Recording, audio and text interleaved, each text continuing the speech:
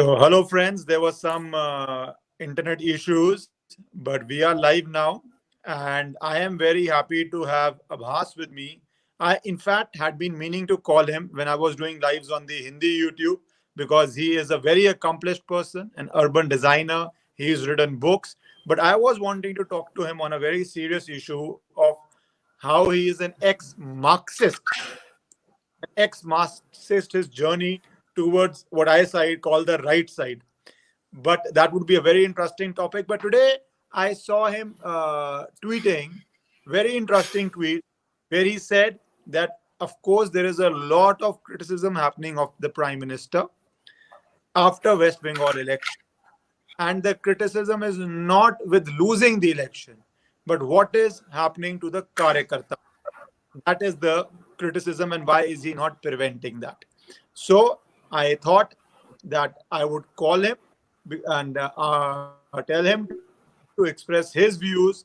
Why does he believe that Prime Minister Modi is doing the best and all he can, and why does he support the Prime Minister?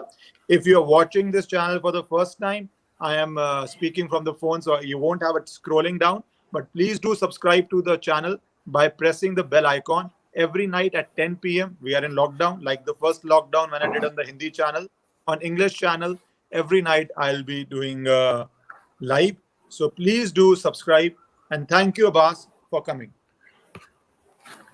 Thank you, Ishkaran bhai. It's indeed a pleasure to be talking with you on actually a very important topic right now, because this is gonna set a lot of things, and I do see that it's a very interesting and important concern with respect to the 2024, which is gonna be there in next 3 years. But I believe that the leftist and everyone else is preparing very hard to make the change happen, and I do see that this is more like a Atal Bihari Vajpayee moment of Narendra Modi, but I do believe that he is completely a different personality altogether compared to Atal Bihari Vajpayee ji. But the attempt has definitely been on the lines of what was being done to Atal Bihari Vajpayee ji back then in 2004. All right, Abbas. So I will, you can also speak, frame the question. And I will not be taking any sides. I'm telling the audience that I will bring Abbas, who is saying, I still trust Prime Minister Modi after West Bengal and I believe in him. And maybe in a day or two, I'll bring some other guest who would say, and both from BJP or people who like Prime Minister Modi, who would say, why is he disappointed in the Prime Minister? So today is the version where why I still believes in Prime Minister Modi. Abbas, and then you speak, I won't interrupt you much. People feel very let down, not because of the election result. You can win or you can lose the election. They feel let down. The minister says, I will not go and see karyakartas because my car will get injured. They feel let down when a union minister who goes to meet people gets attacked by a mob and then says, "मैं मुड़ के वापस जा रहा हूँ." What is happening to people who don't have security? And I'm not even getting into what BJP itself is saying. I'm not getting into whether violence has happened in West Bengal or not. It's not a BJP believes it has happened. BJP is not talking legally here. BJP believes it has happened. BJP it has happened. BJP president has said 80,000 people left the state, and that is why a lot of criticism of Prime Minister is coming from those who are very staunch supporters of the Prime Minister or the BJP. Some, even before the minister was the prime ministerial phase, have been voters of BJP. So this is not about the Liberals and their criticism. This is about people who are Sikhs, who are fighting in tribal areas in Dharma, people who feel let down. So how do you deal with this, and why do you say still trust the Prime Minister and don't lose patience? See, the first and foremost clear thing about me is that nothing more can be done. We have either one gets into the credit of a prime minister or not, he will remain the prime minister for next 3 years. Nothing is gonna change. So whatever aid we are supposed to get, it is going to definitely come from the prime minister, Mr. Narendra Damodar Das Modi, and no one else. So having said that, if I just look back and see that how the whole history of Narendra Modi has unfolded, it's something very interesting, because right from the beginning, if I go back to 1995, And from then onwards, he has faced a lot of issues from his own Gujarat cadre itself, where people tried to destabilize him. A lot of things were happening. A lot of personal attacks were happening upon him. So when the personal attacks were also happening back then from 1995 till 2002, when he became 2001, when he became the chief minister, and in fact, the records which say that even IB was behind him. A lot of things were happening. So when the things were even going against him on the personal ground, that too he remained very silent for 12 years. So something is going wrong to him, and he's become the chief minister now, and he's there for around 12 years or so. But despite that, he doesn't do anything. He just remains mum and just retrofits first what happened during the earthquake, and then he also does a retrofitting for the Gujarat riots.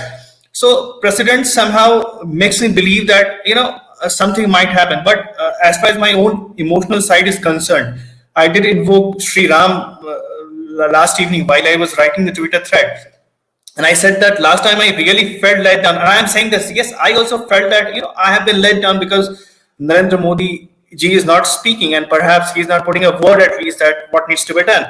But it was the Sri Ram moment for me because once upon a time I was a staunch believer that this person named Sri Ram existed. But when the evidences started floating that he doesn't exist, I was heartbroken. And that was the same case which happened to me when I saw that, Karyakartas are being beaten, a lot of things are happening, they are being persecuted. I did carry the emotion. But despite that, what I could feel that maybe that there are two, three kind of lacunas which are happening at this end, that how the message is being conveyed to the Prime Minister. Because he is having a way larger responsibility, a lot of things happening while left media is attacking him from the western side. And if you look at the pattern, right, from 23, 24, 25, 26 of the April, the West media was very much vested to show the burning pyres of India and show that India is amazingly collapsing. The images were shown as a stunning one. And that was a period when the last phases of the West Bengal elections were going on. And somehow the total number of seats were also affected because of this. A lot of things happened. A lot of negative publicity also happened because of Narendra Modi.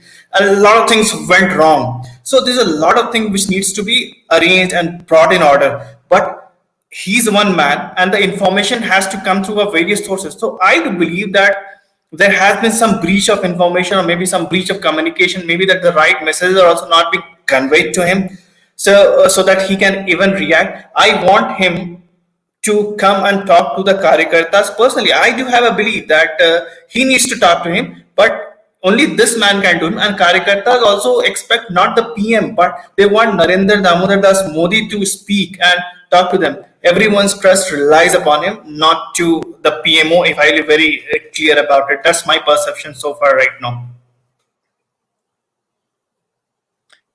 बस थोड़ा Hindi English mix करते हैं.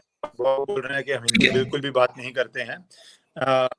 अब्बास, जो प्रश्न आ रहा है, western media attack कर रही है, मुझे उसमें कुछ अलग या अजीब नहीं लगता. वेस्टर्न मीडिया का अपना एजेंडा होता है. मेरे हिसाब से वो रद्दी. मैं तब भी कहता था वो रद्दी हैं जब वो प्रधानमंत्री की तारीफ करते थे, जहां पे बहुत लोग खुश होते थे. इनफैक्ट अगर आप बीजेपी आईटी सेल की बात करें, वो बहुत प्रमोट करता था उसको जब प्रधानमंत्री की तारीफ होती थी बात. मैंने कहा तब भी उनका एजेंडा है वो तारीफ कर रहे हैं, उनका एजेंडा है वो डिसमिस कर रहे हैं. तो वेस्टर्न मीडिया को आप एक सेकंड के लिए छोड़ दीजिए. जहां पे लोगों को प्रॉब्लम आ रही है, और वहां पे उन लोगों को प्रॉब्लम आ रही है जिनसे मैं भी बात कर रहा हूं, जो जमीन पे जाके बीजेपी से भी ज्यादा बोल रहा हूं, बीजेपी से भी ज्यादा जमीन पे जाके कार्य करते हैं समाज सेवा के, सोशल अपलिफ्टमेंट के, हिंदुओं के लिए, वो लेट डाउन फील कर रहे हैं. वहां से ये आ रहा है सवाल कि आप बोलते हैं कि इंडियन नेशनल मीडिया कवर नहीं करती ये जो वेस्ट बंगाल में हो रहा है. ठीक है, पर इस पे तो प्रधानमंत्री भी नहीं बोल रहे. इस पे वो एक्शन तो छोड़ो, वो शोक भी नहीं प्रकट कर रहे. या जो वहां पे हो रहा है उस पे वो शोक भी नहीं प्रकट कर रहे. तो इसको आपको पीछे कैसे देखते हो? मेरे ओपिनियन में, जैसे मैंने पहले भी एक्सप्रेस किया कि yes, I felt let down जब कार्यकर्ता, क्योंकि अब मैं वेस्टर्न मीडिया की बात कर रहा था. वेस्टर्न मीडिया यहाँ पे इसलिए इंपॉर्टेंट हो जाता है क्योंकि अगर मैं पूरे पैटर्न को टैप करने की कोशिश करूं, तो वहां पे ये नजर आता है कि उन्होंने सब कुछ अपना लिया। उन्होंने पहले जेएनयू का किस्सा हुआ, उसके बाद country was messed up with जो इंटेलिजेंस फेलियर हुआ बहुत सारे चीज को लेकर के, फिर we had anti CAA riots, we saw the farmer protest going on. So ये जो इफ वन कैटेगरिकली रीड्स की जो असिस्टेंट प्रोफेसर साई बाबा के डॉक्यूमेंट में मिला था कि कंट्री को कैसे तोड़ना है, तो वो साम दाम दंड भेद उस तरह से हम सीक्वेंस में देखते जाएंगे। तो यहाँ पे जो बीजेपी जो उनके लिए सबसे बड़ा ऑब्स्टिकल है, उसका जो रूट है उसको उन्होंने पकड़ लिया, उसका रूट कार्य करता है। तो अगर हम लोगों ने नोटिस किया, बहुत सारे सीनियर लीडर्स के भी बहुत सारे ओपिनियन आए और ऐसा भी नोटिस किया गया कि शायद वेस्ट बंगाल इलेक्शन में टिकट के डिस्ट्रीब्यूशन उतने अच्छे से नहीं हुए। वेस्ट बंगाल में टीएमसी ने बहुत लेवल तक गेम भी खेला चीजों को लेकर के, और इसमें प्रॉब्लम ये होता है कि BJP is not Congress. BJP काफी डेमोक्रेटिक पार्टी है।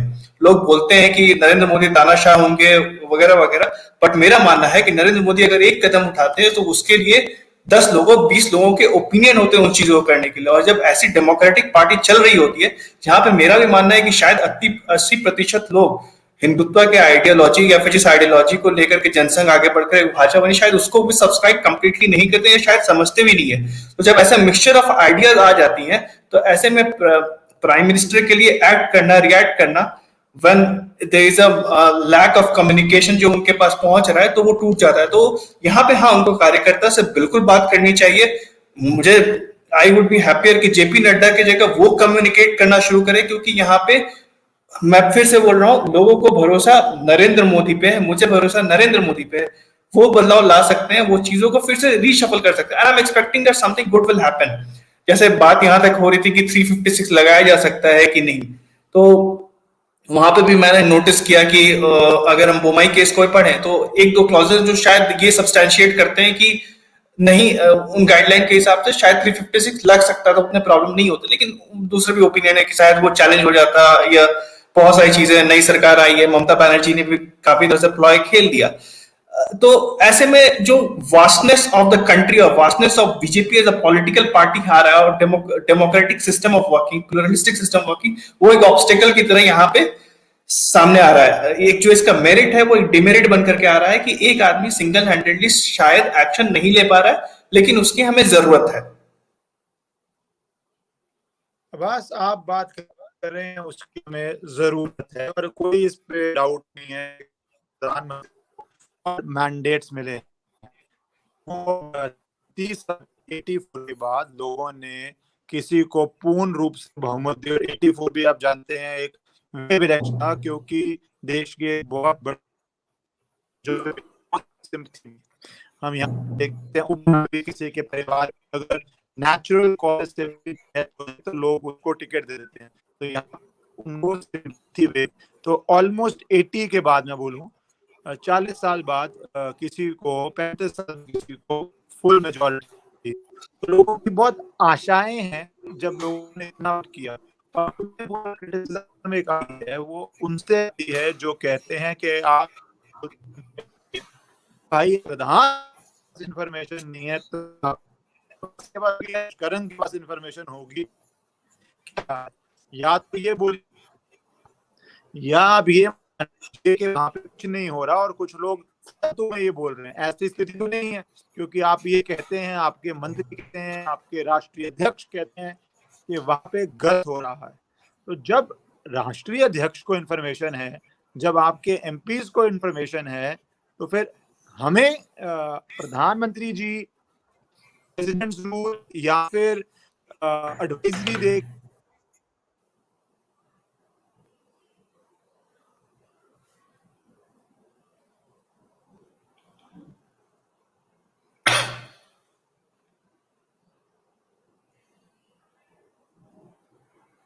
I think we have lost Ishkan bhai. He might be back soon.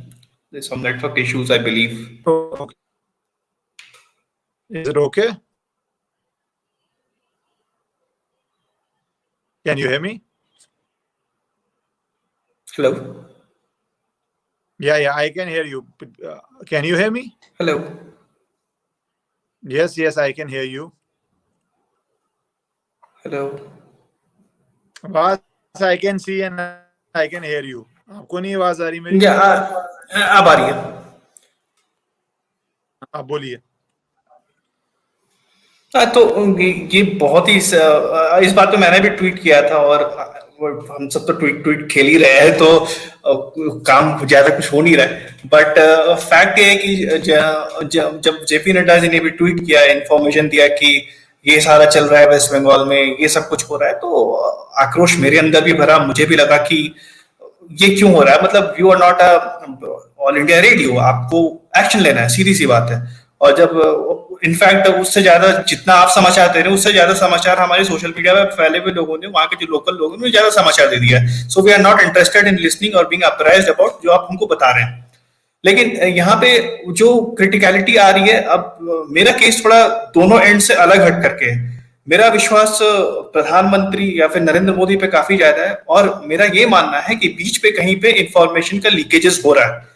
और इंफॉर्मेशन का लीकेजेस हो रहा है मतलब उन तक सारी बातें या सेंटिमेंट्स या भावनाएं सही डायरेक्शन में नहीं पहुंच पा रही है। जैसे मैंने बताया कि मुझे डर है कि कहीं ये उनका अटल बिहारी वाजपेयी मूवमेंट ना हो जाए कि इंडिया शाइनिंग करके, but we lost the election that time, right. So एक इको चैम्बर की तरह वो सिचुएशन भी ना क्रिएट हो जाए, मेरा खुद का ये मानना है। लेकिन ऐसे में अभी भी अगर किसी पॉलिटिकल लीडर पे भरोसा किया जा सकता है, given all the presidents right from 1995, जहां पे उनके पूरे जो गुजरात बीजेपी कैडर था उस वक्त उनके अगेंस्ट था, उसके बाद कैसे जाकर के वो आगे आए, फिर पूरा विश्व भर उनके अगेंस्ट प्रोपेगेंडा के सब कुछ को देखते हुए जिस तरह से उन्होंने जिस तरह के एक्शंस लेके आए, जब तक 370 अप्लाई नहीं हुआ तो उससे पहले तक बात होती थी कि वो तो dream man, many such presidents आते हैं। सो ऐसे प्रेसिडेंट्स करियर प्रोफाइल लेकर के कोई पॉलिटिशियन खड़ा है मेरे सामने, तो डेफिनेटली उस पर ट्रस्ट नहीं करने की कोई सवाल है ही नहीं, there is no question about it. Because अगर रैशनैलिटी की हम बात करें तो वहां पे वो बात आ जाती है। दूसरी रैशनैलिटी ये होती है कि इतने सीट्स आने के बावजूद भी हम एक्ट नहीं कर पा रहे, तो सीट्स बीजेपी को मिली है, नरेंद्र मोदी को अकेले को नहीं मिली है, मेरा ये मानना है। और जैसे और सारे एक्शन जितने भी होंगे, जितने भी एक्शन प्लान है, जैसे एचएमओ से भी कुछ अगर बात निकल रही है तो पूरी एचएमओ उसमें इन्वॉल्व होती है, सिर्फ अमित शाह का कॉल नहीं है। पीएमओ से बात निकल रही है तो सिर्फ नरेंद्र मोदी इन्वॉल्व नहीं है, उनकी पूरी पीएमओ इन्वॉल्व है। मैं डायरेक्टली ये नहीं बोल रहा हूँ कि पीएमओ सही से काम नहीं कर रहा है, एचएमओ काम नहीं कर रहा है, but I definitely believe there is a breach of information. शायद हमारे सेंटिमेंट जो हम नड्डा जी को बोल रहे हैं या फिर आप जो बता रहे हैं वो उन तक पहुंच नहीं रही है। और ऐसे में I was not very happy, जैसे बहुत सारे नए लीडर्स की बात बताई जाए कि उनको प्राइम मिनिस्टर बना दिया जाए, और सोशल मीडिया तो जस्ट आग लग जाती है कुछ ही बात हो तो अब ऐसे सिचुएशन पे वो सब भी हमको नहीं करना चाहिए, क्योंकि काफी देश काफी डिस्टेबलाइज हो जाएगा, क्योंकि वो मोमेंटम गेन हो जाता है। कई लोग इतने इमोशनल होते हैं कि चलो भाई, उनको ये भी नहीं समझ में आ रहा है कि 2024 में अगर बीजेपी नहीं आती दोबारा तो क्या हो सकता है। अब लोग बोलते हैं कि ये आपका जुमला है कि नहीं हमारे पास कोई ऑल्टरनेटिव नहीं है, बट जुमला ऐसे ही, बट ये रियलिटी है।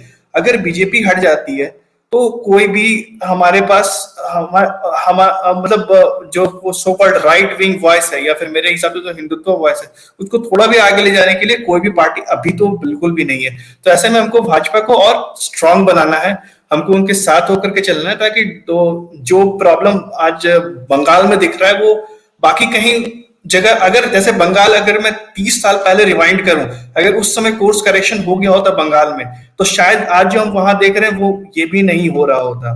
आज ये भी सवाल उठाया जा रहा है कि बजरंग दल को डिस्टेबलाइज कर, बहुत सारी बातें हुई है इस तरह की, बजरंग दल को डिस्टेबलाइज कर दिया गया वगैरह वगैरह, बट बंगाल में ऐसी हालत आई ही क्यों? या फिर जैसे गुजरात में 2002 में दंगे, उसके बाद वैसी हालत कभी नहीं आई। उससे पहले अगर आप लोगों के टेस्टिमनी सुने तो दंगे होते ही रहते थे, लोग बोलते थे एग्जाम देने नहीं जा पाते थे, बहुत सारे ऐसे केसेस हैं। तो ऐसे में हम लोगों ने बहुत कुछ गड़बड़ कर दी है, and we should expect system to correct the thing rather than looking for the other ways around. और यहाँ पे मुझे अभी भी लगता है कि नरेंद्र मोदी को इंटरवेन करना चाहिए, और हम लोगों की वॉइसेस उन तक पहुंचनी चाहिए कि नहीं मोदी जी, आपको बात करना चाहिए लोगों से, आपको शायद 2 दिन या 3 दिन में आकर के लोगों का अप्रेज करना चाहिए बजाय जेपी नड्डा के। May be that may be lot beyond protocol, but ये टाइम प्रोटोकॉल्स का नहीं है, इट्स अबाउट कार्यकर्ता को फिर से वापस लेकर के आने के लिए, क्योंकि बहुत डीमोटिवेटेड है। और बीजेपी एक ऐसी पार्टी जो सिर्फ कार्यकर्ता के बेस पे ही चलती है। अगर कार्यकर्ता डिस्टेबलाइज हो गए तो वो जो प्लान कर रहे थे वो सक्सेसफुल हो गया है। आभास, मेरा आपसे एक सवाल है, शॉर्ट सवाल है। आप 24 में प्रधानमंत्री मोदी नहीं तो उससे बेहतर कोई नहीं, पर क्या इससे बेटर नहीं होना चाहिए कि हम पॉजिटिव वोट किया, नेगेटिव वोट किया। ये नहीं रहेंगे तो कोई सामने ऑप्शन नहीं है। जैसे आपने कहा काडर डिमोरलाइज्ड है, कोई भी जनरल जब जंग में जाता है काडर से बात करता है। हम तो प्रेसिडेंट रूल की बात ही नहीं कर रहे, हम उसको डिस्टर्ब एरियाज बोलने की बात ही नहीं कर रहे, हम तो सिर्फ सहानुभूति की बात कर रहे हैं कि पीठ थपथपाओ कि गलत हो रहा है पर मैं हूं तुम्हारे साथ। तो क्या ये 24 में आपको कोई और नहीं है? एग्जैक्टली मेरा भी एक्चुअली यही ओपिनियन है, बट मेरी उम्मीद सिर्फ नरेंद्र मोदी से ही है अभी के सिचुएशन में। बिकॉज जैसे मैंने बोला, मेरा जो अंदाज है बीजेपी का, बीजेपी की जो जनसंघ था वो बीजेपी नहीं है, या फिर जनसंघ से पहले भी जो आइडिया श्यामा प्रसाद मुखर्जी ने प्रोपगेट किए थे वो शायद बीजेपी में और भी नहीं है। सो डाइल्यूशन बहुत आगे के लेवल तक हो चुका है। तो देयर आर टू एस्पेक्ट, एक प्रैग्मेटिक एस्पेक्ट होता है, एक काफी इमोशनल होकर के चीजों को हैंडल करने का एस्पेक्ट होता है। यहाँ पे मुझे प्रैग्मेटिक या रैशनल लीडर्स नहीं चाहिए। बहुत सारे लीडर्स का नाम दिया जाए जो प्रैग्मेटिक है, रैशनल है, बट वो शायद इस सिचुएशन में और भी ज्यादा अच्छे से स्टेप। यहाँ पे मुझे लीडर का इमोशन चाहिए। अगर जैसे आपने बोला पीठ थपथपाने के बाद, हमको एग्जैक्टली वही चाहिए। तो ऐसे में मुझे नहीं लगता है कि इस सिचुएशन में उनसे बेटर कोई कर सकता है। जहां तक मुझे आभास है उस सिनारियो का, मुझे ऐसा लगता है, क्योंकि और किसी लीडर में मैं क्वालिटी उस लेवल तक नहीं देखता हूँ। दूसरी, क्योंकि बाकी सारे बहुत प्रैक्टिकल और बहुत प्रैग्मेटिक लोग हैं, मुझे प्रैक्टिकल लोग इस सिचुएशन के लिए नहीं चाहिए। दूसरे लेवल के लोग चाहिए। जहां तक 2024 की बात है, यस, नरेंद्र मोदी से बेटर पीएम की अगर हम बात करें या कोई लीडर हो सकता है, तो definitely we all will vote for them. But ऐसा वैसे कुछ चीजें रिकॉग्नाइज होनी चाहिए। अभी तक किसी ने उस लेवल से चीजों को रिकॉग्नाइज कराने की कोशिश उस तरह से मेरे नजर में नहीं की है। क्योंकि मेरे लिए बीजेपी का मतलब दो है। एक तो डेफिनेटली जहां पे एक पहले का पर्सपेक्टिव था कि बीजेपी के शहरों में आप जाओ तो रोड अच्छे मिलेंगे, मतलब इंफ्रास्ट्रक्चर अच्छा होता है। और दूसरा, बीजेपी का के लिए मेरे मन में सहानुभूति है, इंक्लिनेशन इस रीजन से कि वो हिंदुत्व को आगे लेकर के जाती है। तो आगे के जितने भी लीडर्स हैं, आई फील पर्सनली फील कि उनको दे कांट कैरी, वो शायद रोड बना देंगे लेकिन हिंदुत्व कैरी नहीं कर सकते। और I do believe in a concept, demography is the future, और demography changes a lot of things. So it's a very problematic issue, and perhaps इस पे अगर हम statistics के साथ बात करना शुरू करें, right from Narendra Modi rain, कैसे कैसे उन्होंने problematic situation को हैंडल किया पूरे, और साथ में बाकी के लीडर्स को भी कैरी फॉरवर्ड करें, तो शायद इमोशनल फोरग्राउंड पे which is related to Hindutva बहुत लोग फेल कर जाएंगे और कोई उनसे शायद आगे नहीं आ पाएगा, ऐसा मेरा मानना है। आज प्रॉब्लम तो यही आ रही है, आज की बात नहीं हो रही, आज प्रॉब्लम यही है कि जो आप कहते थे हिंदू खतरे में है, आज आपका यही मानना है कि हिंदू खतरे में है। तो आप इमोशनल लीडर हैं तो आप चुप क्यों हैं? आपके इमोशन कहाँ हैं?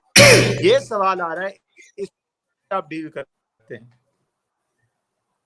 Exactly, Ishkan bhai, that is the question which everyone has. और मैं ये बोल रहा हूँ कि यहाँ पे सच में PMO is failing to convey that. But जैसे होता है ना कि आपके परिवार में भी अगर 10 लोग होते हैं तो कितना भी प्रॉब्लम आ जाए, आपको पैसे की जरूरत है, तो आप परिवार में कोई नहीं देने को तैयार है, लेकिन आपको पता है कि कुछ भी करो, इसकी मिन्नत करो, यही इंसान देगा, और कोई है ना वो भगा देंगे आपको।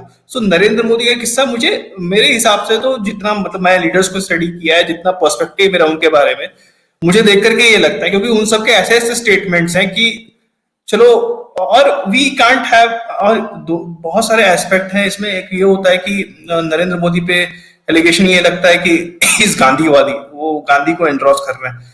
तो मैंने एक आर्टिकल लिखा था, मैंने बोला था कि BJP needs to endorse Congress मुक्त गांधी, क्योंकि गांधी के भी दो फेसेस हैं अगर कोई डीपली स्टडी करना चाहे तो। और नरेंद्र मोदी को भी मैं इन्वोक करना चाहता हूं कि वो गांधी के दूसरे एस्पेक्ट्स को भी समझने की कोशिश करें। अगर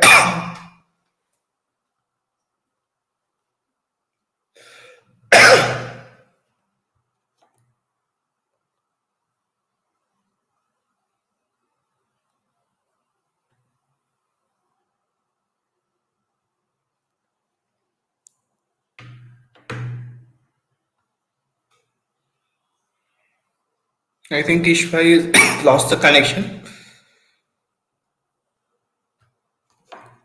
Can you hear me? Can you hear me, Abbas? आएगी वॉइस आपकी 2 मिनट में, शायद थोड़ा स्लो होगा। Can you hear me now? बोलिए, अपना पॉइंट कंप्लीट कर आई लीजिए, फिर कांट हियर यू। आप अपना पॉइंट कंप्लीट कर लीजिए, फिर खत्म कर लेते हैं, क्योंकि मुझे एक्शन बहुत डिस्टर्ब कर रहा है। आप अपना point yes complete. Yes. So I was saying that थोड़ा रीथिंकिंग करना पड़ेगा इनको अपने पॉलिसीज को लेकर के, कि अब जैसे हम गांधी की बात करते रहते हैं, तो गांधी एक ऐसा कैरेक्टर है कि हम लोगों ने, स्कॉलर्स ने उनके हर फेसेट्स को दिखाने के लिए इतना काम नहीं किया। मैं अपने आप को स्कॉलर नहीं बोल रहा हूँ, मेरे कहने का मतलब जितने भी स्कॉलर्स हैं जो किताब वगैरह लिखते हैं, उन्होंने गांधी के बारे में उतने एस्पेक्ट नहीं लिखे। तो as a prime minister he will pick only what is in the pop culture. ये हिस्टोरियंस का काम है, ये बाकी लोगों का काम है। तो सही स्टोरी, अगर आपको गांधी की इमेज को फ्लिप कर देंगे तो शायद वो उसको पिक करेंगे। सो वहां से भी इमेज बिल्डिंग होगी। हम स्कॉलर्स और हिस्टोरियंस ने भी काफी काम नहीं करा है, जिससे कि हिस्ट्री की वजह से भी पॉलिटिक्स पे काफी इफेक्ट पड़ रहा है। और एक पर्सपेक्टिव जो क्रिएट होती है पार्टी की या बीजेपी की, सेक्युलर बनने के चक्कर में जो वो पर्सपेक्टिव बना रहे हैं, वो काफी क्रूड वे में जा रहा है, सही डायरेक्शन उसको नहीं मिल पा रहा है। So there's a lot of work which needs to be done from historians as well and a lot of scholars. It's not only BJP or Narendra Modi who is to be blamed, but it is us also who have not put the things right. Abbas में अभी एक comment आया है, आप पढ़ भी पा रहे हैं, दैट हमारा मोदी जी में विश्वास है, I have strong belief in Modi ji, but he has to do something to protect the कार्यकर्ता। और यही, जैसे मैंने बोला, यहाँ पे साथ यही हो रहा है कि आप अगर कार्यकर्ता को नहीं बचा रहे हैं तो फिर आप इमोशनल कैसे हैं? अगर आप शक्ति होके 4 दिन, अब 5 दिन हो गए हैं, आज 5 दिन आप खुले में कह रहे हैं कि जैसे कश्मीर में हुआ था, वो छोड़ के गए थे अपने गांव, अपने देश, अपनी वादी को, इसी देश के अंदर वो वहां पे हो रहा है। तो जब आप उसको नहीं बचा रहे हैं तो फिर आप रैशनली इसको कैसे एक्सप्लेन करते हैं, कैसे जस्टिफाई करते हैं इसको? क्योंकि कुछ लोग, एक लास्ट पॉइंट जोड़ दूं, कुछ लोग कह रहे हैं कि आप 24 में आके बोले हो ये कि मुझे वोट कर दो तो मैं बचाऊंगा, क्या फिर आप वो राजनीति करोगे? ये सवाल लोग पूछ रहे हैं, और ये सारे सवाल हिंदुत्ववादियों से आ रहे हैं, ये सवाल लिबरल लेफ्टिस्ट से नहीं आ रहे। मैं नाम गिरा सकता हूं, आप भी जानते हैं कि वो कट्टर हिंदुत्ववादी है। ये सवाल लेफ्टिस्ट के तो है ही नहीं है, क्योंकि लेफ्टिस्ट तो कह रहे हैं कुछ हुआ ही नहीं है, वो तो कह रहे हैं बीजेपी सब झूठ बोल रही है, वहां पे कोई वायलेंस ही नहीं हुआ।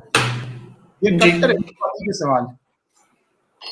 यस, ये जो देखिए, मेरा खुद का कंप्लेन ये है कि Narendra Modi needs to connect. Yes, that disconnect has happened and I don't want JP Nadda और anyone, but in my opinion Narendra Modi himself needs to go and talk to the karyakarta. I am very clear on this stand, there is no doubt about it. दूसरा aspect यह है कि अगर वो कल को मतलब इस तरह का रैशनल बीजेपी भी डालना शुरू कर दे कि हमको वोट करो तो हम तुमको बचाएंगे, नहीं तो नहीं बचाएंगे, जो मतलब if I crudely speak about it, तो मुझे नहीं लगता ऐसा कुछ होने वाला है। और जहां तक साइलेंस की बात है, ये साइलेंस बड़ा टॉन्टिंग है यहाँ पे, क्योंकि अब देखिए यहाँ पे क्या होता है कि हम जो कार्यकर्ता है वो बहुत मास में मारे गए हैं, बहुत सारे प्रोसिक्यूशंस हुए हैं, और ये भी अगेन लंबे समय से चला आ रहा है, जिसका रिजल्ट वहां पे निकला है। But that is not something which we are here to debate about. If I just go back and look at what Pulwama happened, ठीक है, मैं उसको ये इस तरह प्रेसिडेंट सेट नहीं करना चाह रहा हूँ कि वहां पे मोदी का साइलेंस बड़ा खतरनाक है, ये वो, मैं वो नहीं बोलना चाह रहा हूँ। मैं ये बोलना चाह रहा हूँ, वहां पे जब हमारे जवान शहीद हुए थे, सबका सेंटिमेंट था, लेकिन कंट्री में इतना बवाल नहीं मचा था जितना आज कार्यकर्ताओं के मौत के लिए हो रहा है। मैं मौत को पॉलिटिसाइज भी नहीं करना चाह रहा हूँ, ये भी नहीं करना, मैं ये बता रहा हूँ कि लोगों को पर्सपेक्टिव पे थोड़ा चेंज लाना पड़ेगा। यहाँ पे कुछ चीजें होती हैं जिसको बनाने के लिए काफी समय लग जाता है, कुछ चीजें जैसे ऑपरेशन ब्लू स्टार भी रातों रात नहीं हो गया था। अब ऐसे बहुत सारे इंसिडेंट्स हैं, there are lot of things which कुछ कॉन्क्रीट करना है तो उसके लिए समय लगता है। और yes, I see that there is a inaction, I can't deny to it, but I still have a believe that something concrete must be coming out, या कुछ ना कुछ जरूर हो रहा होगा, दैट्स आई बिलीव। बट लेकिन कार्यकर्ताओं के इमोशन की साइड से मैं देखूं तो ये काफी डिले हो रहा है।